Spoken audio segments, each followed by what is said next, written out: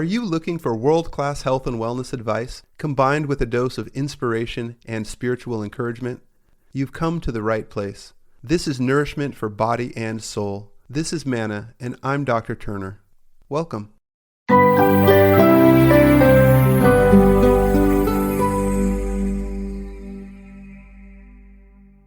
Welcome, everyone, to another edition of Manna. I'm your host, Dr. Turner. So glad to be here with you today. Of course, I was just telling our guest, I love doing this podcast because it feels like my creative outlet. When I was in high school, I did band, I did jazz band, I did drama, and there's a little creative side to me that just didn't always really find expression until we started this podcast. And I'm just loving it. I get to talk to fantastic people. I get to learn. I get to be inspired. And, what's better than that? And so I have a guest today, Claudia, who I know kind of in a personal way for several years, but now in a professional way. I wanted to invite her back specifically to talk to us this morning. And I'm going to get into her story, but it's going to be fascinating, and I trust it'll be very inspiring to you all. So good morning, Claudia. Thank you for making time today for us. Good morning, Dr. Turner. A pleasure to be here. Thank you for inviting me. Yes, you're welcome. I'm going to read her official bio, and then we'll proceed on from there. So, born and raised in Manhattan, Claudia Mason navigated a diverse path from being an awkward kid in a body brace to international supermodel and successful actor-producer, all while embracing her mother's teachings in spirituality. Despite the pressures of the fashion world, she maintained a grounded mindset through gratitude and meditation. A stroke survivor, she has since dedicated herself to inspiring resilience, serving as a spokesperson for the American Stroke Association, and authoring Finding the Supermodel in You. Very intriguing title. I love it. Now a certified life coach, Claudia blends spirituality with practical guidance to help others unlock their potential for personal growth and transformation. With a background in yoga, spiritual studies, and coaching, she is committed to empowering individuals to embrace change and thrive in today's transformative landscape. Very well stated, and we're blessed to have her today. So tell us, by the way, this is going to be a theme that we're doing here in the podcast called Overcomers. And Claudia, I'm pleased to have as our first guest on this theme. And my question for each of the guests is, tell us about one of the most significant challenges, maybe the most that you've ever had as you look back in your life. What did it feel like? Tell us the long story of you being in the midst of it, in the ups and downs and the struggles and the doubts, et cetera. And then ultimately how you overcame it, and what are the lessons and pearls and jewels that you took away at the end. And so Claudia has a story for us, and we're going to go into that. But just as a little bit of prelude to that, tell us, in a bit more, I guess contextual and, extemporaneous way, besides the official bio there, about yourself and who are you and what do you care about and your background and things like that. And then we'll get right to our main question. Yeah. Great. Thank you. Well, I wanted to start off by saying Mana, the name of your podcast, if I'm not mistaken, and such a great word, means life, doesn't it? It may. Yeah. So I'm using the word as regards in the biblical accounts in the Old Testament. There was miraculous bread from heaven that would form as the nation of Israel was wandering through the desert. And this was manna. And yes, and so it represented God's provision for them in the midst of a dry and desolate and weary landscape and suffering and trial, but yet also, their faith and their renewal, that every day there was this fresh manna that they could collect. Yes, that's what it represented. Okay, bread. I always think of manna, and I remember learning it in my childhood, but I for some reason I always think of life, but bread can help sustain life. So maybe that's where.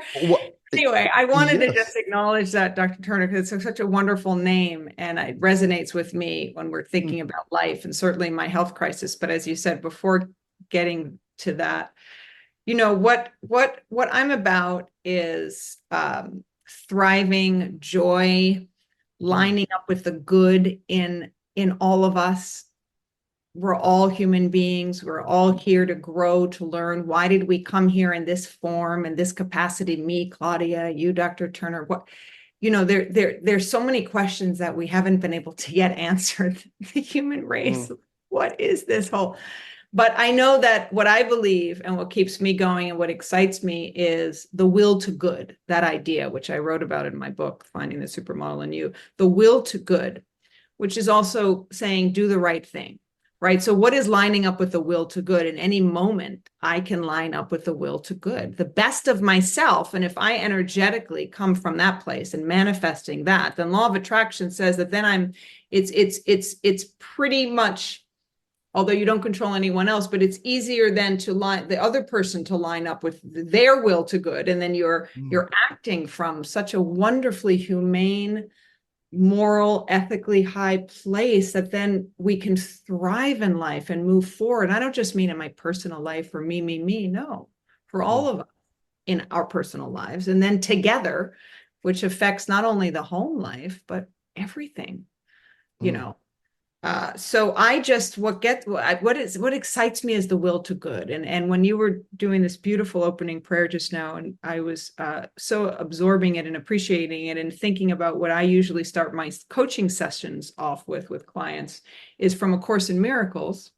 I think it was from lesson 71, the workbook. Holy Spirit, what would you have me do? Where would you have me go? And what would you have me say and to whom? What a fantastic, quick version of what you said and what so many other prayers are saying. Just line me up, line me up.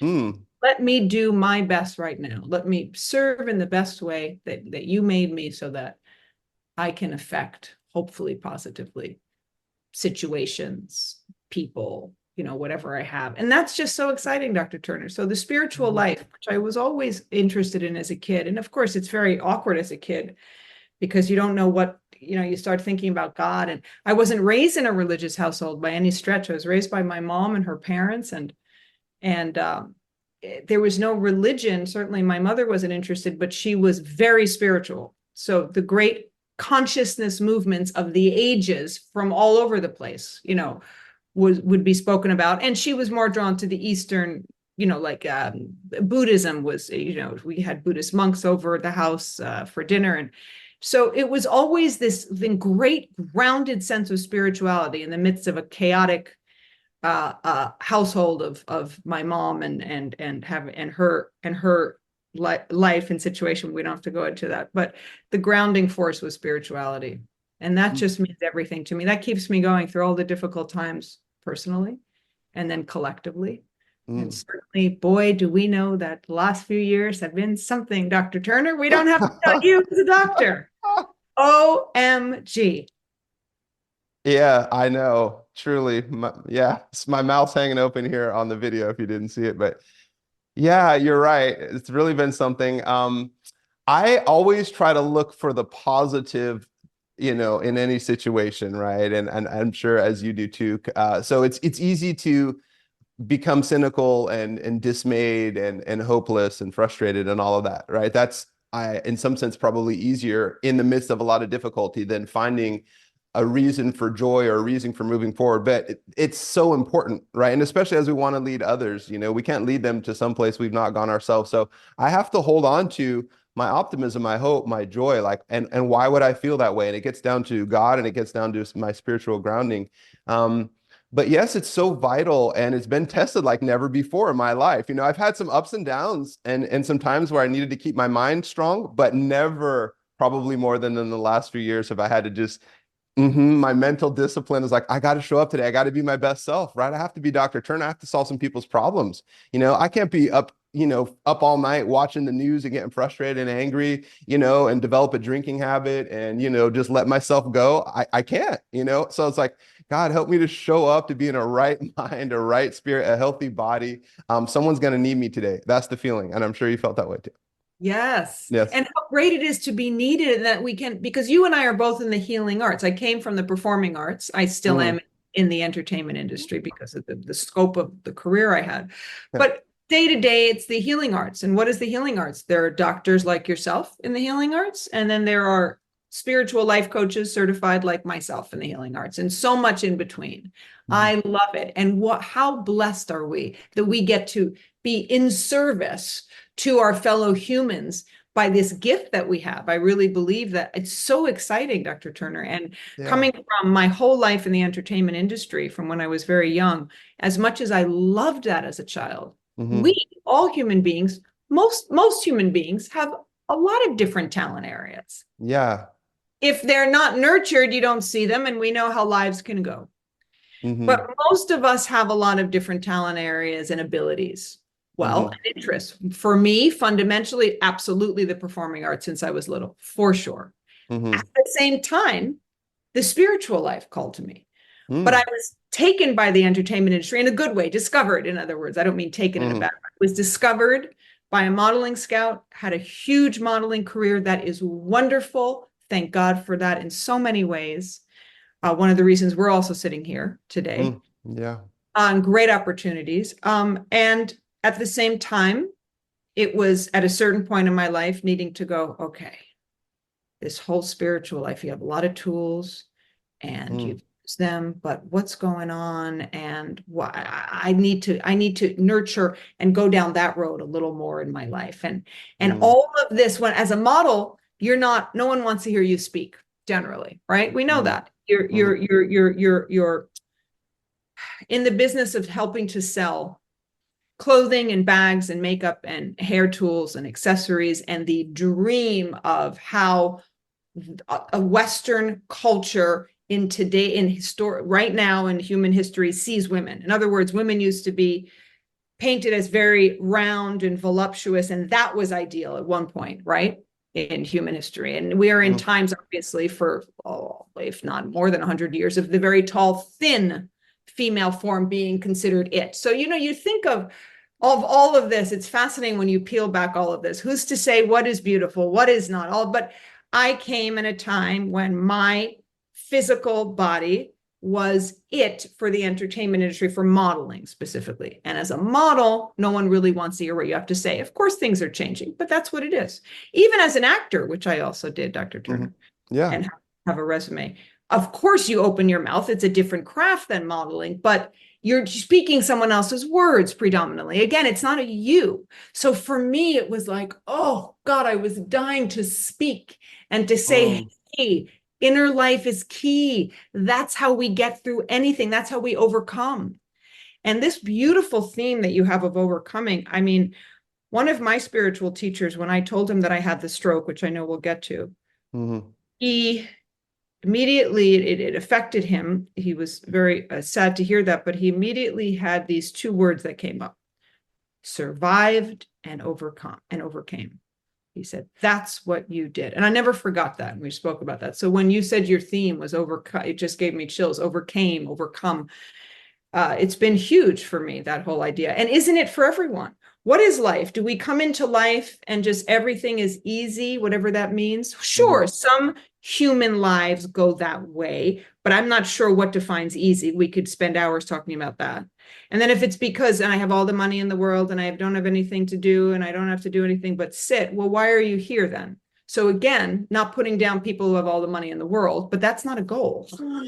The goal is for all of us to be comfortable and have enough and thrive, obviously. And then to give back to others in order to grow to our best self. Yes. What else are we here for? Just to have billions of dollars and spend it?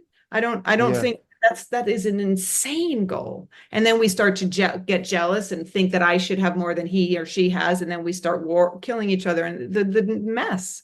So it has to be just more than fame and money.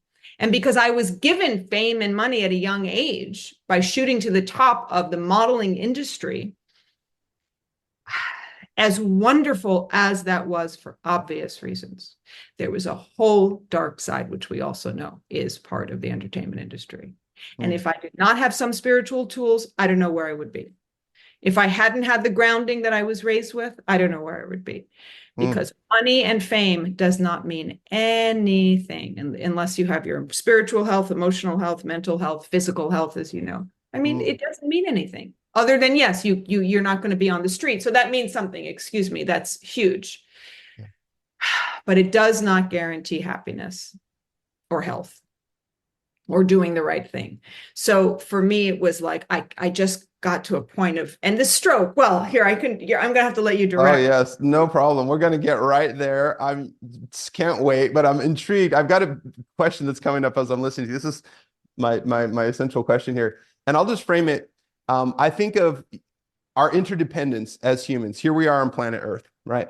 And there's a picture called Earthrise that was the first picture of the Earth ever taken. And it was taken from the moon, off the and then you typically see the sunrise coming up as a half, arc through the sky, right? Well, this is called Earthrise because you see the Earth coming up as a half arc, and that was never before seen. I think a picture was published, right after the first lunar landing or the second one, something like that. It was a splash. I think it was on the cover of Newsweek. Anyway, one of the most photojournalistic famous images of all time, Earthrise.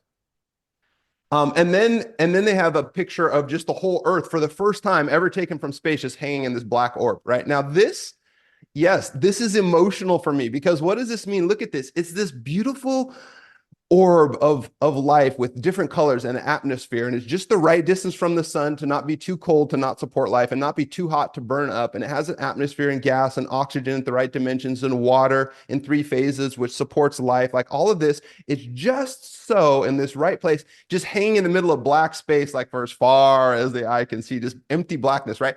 And here we all are. It's like our sandbox. Okay, here we all are. We're all the kids. We're all in the sandbox together. There's nowhere else to go.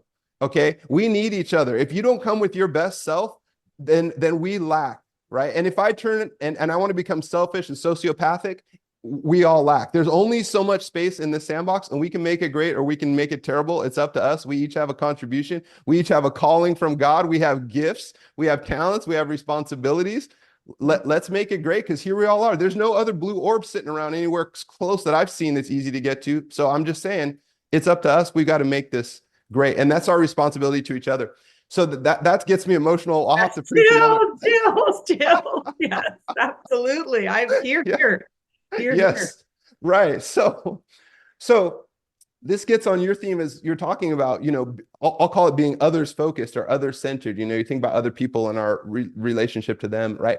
So then here's the big conundrum that my question that would pose to you. In the entertainment industry, it's so self-focused. Right. It's all about me, my resume, what I look like every day. Who am I associating with? Who am I taking pictures with? Who do I sign autographs for? Who do I go to vacation with? What are the right clubs that I get into, et cetera.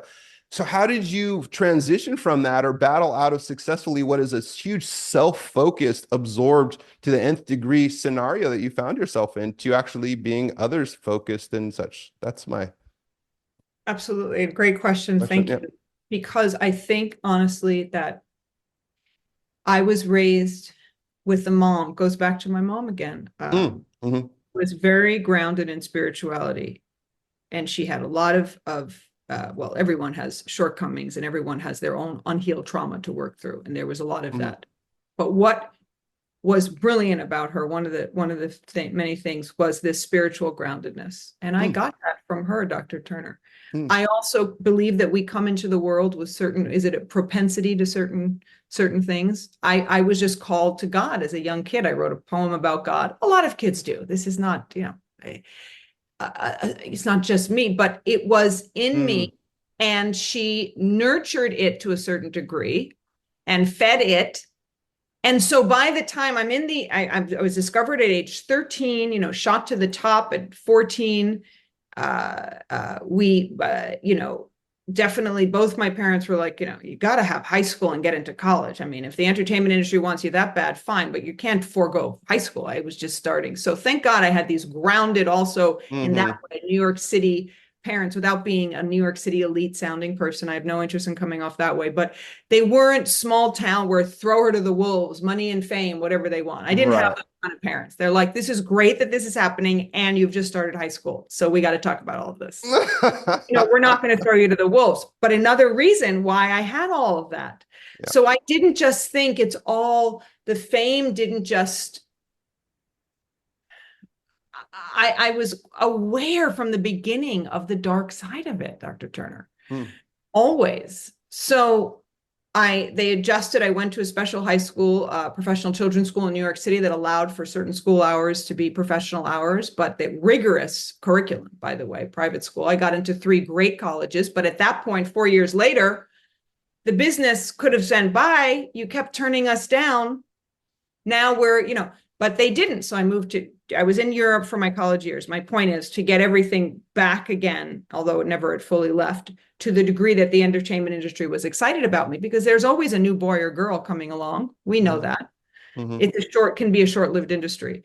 So what grounded me, to answer your question, so I didn't lose myself and get so self-absorbed, and believe me, there was some of that. I had to go through all of that and go through, my own inner work to not let the ego that had started. It's a little hard for it not to when you're a teenager and everyone's telling you you're the most beautiful person in the world. Now they're telling that to a group of you, but you don't Right. understand that fully at 15 or 16. Oh my God, he said Avedon I worked with. Richard Avedon, the famous Avedon when I was 15 for the Gianni Versace campaign. I had to miss a week of school.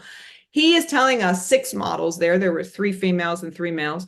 We are the most beautiful women and, people in all the world. Well, I mean, he said that the next day, I'm sure, to the next Mhm. group of top models that he was working with. But me at 15, I'm like, you just, wow, so and so said it, because that's how we're raised in our society to believe. Well, he told me I was, and they're validating me, and so I am all of that. Yes. Dr. Turner, as we know, and as Course in Miracles tells us, everyone is special and no one is special. Every Mm. human being is special and no human being is special. I love that. Talk about Mm. recalibrating. Mm. I would never have understood that fully at 15 while Avedon is shouting to me that I'm one of the most beautiful people in the world. But you know what? As a shy kid who had scoliosis and a body brace from age 12 to 18 and a crooked teeth and all the bracing in all the world, and very tall and made fun of, it was really great for me to get out of that shy little Mm. nerdy kind of, and I say that with love. Nerds are as wonderful as anyone else are, but as anyone else is. But to get out, wow, what a way to get out, right? To suddenly be a top model. So it gave Yeah. me great confidence. And yes, the ego kind of took off a little, but to balance it and not lose myself, your question was, I had this great spiritual groundedness, Dr. Mm. Turner. Mm. Joseph Campbell, we spoke about and read at home, The Power of Myth, the great Bill Moyer series with Campbell. I Mm. mean, the Buddhist monks coming over. My mother loved the Bhagavad Gita, the great Indian tome, right? I Mhm. mean, on and on and on and on. And always checking. She would always check me. Okay, you've come home from the fancy modeling job. Did you do your homework? Okay, great. They loved you. I'm happy they did. And Right. it was really keeping it very grounded. I wish he would have Right. been a little more la la la about it all. Come on, mom. But Just she a was, little more impressed, maybe. and she was, but I really realized now as Yeah. an adult of, Right. God bless her, because Right. I took myself too seriously for a little while, Dr. Turner, but it didn't last. I was able to bring myself back and go, we're only, in my head, this is clothing. We're talking about a bag. People are starving. People are killing each other. People are persecuted. There Hmm. was always a sense of the worldly reality. Hmm. It comes down to that inner life is key. I don't care how many pimples you have and bad skin. Of course, you can't, as a model, show up with pimples, but I mean, there's something more important than all of this. And if I'm spiritually aligned and inner life aligned, then I know how to eat so I don't get pimples. I know how to sleep well so I don't have bags under my eyes. I know that you can experiment with drugs. I'm sorry, you may have to bleep that out. I think we have to understand that kids are going to go into certain temptations, but you better know that you better curb it, and you better realize if you have an addiction, you got to do something about that 12-step, whatever. So Hmm. there's an understanding of, you play a little there, but you must reel yourself back, Sure. or you pay the consequence, period. And Sure. I mean, I can go on about, the whole idea of holistic. My mother was, another brilliant thing about her was the holistic health and beauty. So my Mm. mother had been ill, Dr. Turner, as a young woman. It was a Mm. miracle that I was born. Mm. I don't want to get into her illness too much, but it was a miracle that I was born and that I was born healthy. Wow. And that woman changed her whole life when that happened. So I was raised with brewer's yeast in the bottle and blackstrap molasses. I kid you not. Being dragged to Suen Restaurant, the famous macrobiotic restaurant in New York City since I don't know when they started, the 60s, 70s. I hated her. Why are we not at McDonald's? Why are we not eating Costas cupcakes like every other friend's house? Well, that's why I have good skin today and good hair. Well, that's why my organs are healthy. She didn't believe in too many allopathic traditions, shall I say. She believed in integrative and naturopath. She was way ahead of her time, Dr. Turner. Right. Right. My body brace, that one doctor when I was 12 wanted to operate on my spine. It's crooked. We got to operate. She said, thank you very much. Goodbye. She said, oh, no. I said, Mom, what are we going to do? She said, well, there are many traditions. And like in Germany, they happen to do different things and exercise, and they have heat treatments. And that's what we're going to find. We're not having them open up your body because if your spine's a little crooked. I don't think so. I mean, this is amazing. She was so ahead of her time. I could cry right now thinking of what she gave me. I could really cry because it's what helped me spiritually to not lose myself, to your question, with the ego and the business, and to transition into something else that didn't have to do with me, that has to do with my clients now. And how I've kept myself, not just vanity and superficial looking so good, but internally, especially during these last 3 years. Don't get me started. Food and supplements, as you so brilliantly help your clients with. Nature provides. So Yes. all of this stuff that is my mom, and I'm still in the entertainment industry today. I mean, once you've had the career that I had as a supermodel, things will still come about, but it's so that couldn't have happened, Dr. Turner, if I lost myself to the drugs, bad eating, and didn't have a sense of myself, and then started injecting. I today have not touched my face with the injectables and the Botox. Now, I'm not going to say I'm sitting here like Yoda and I'll never do any of that. I'm going to be, only, the force in your life.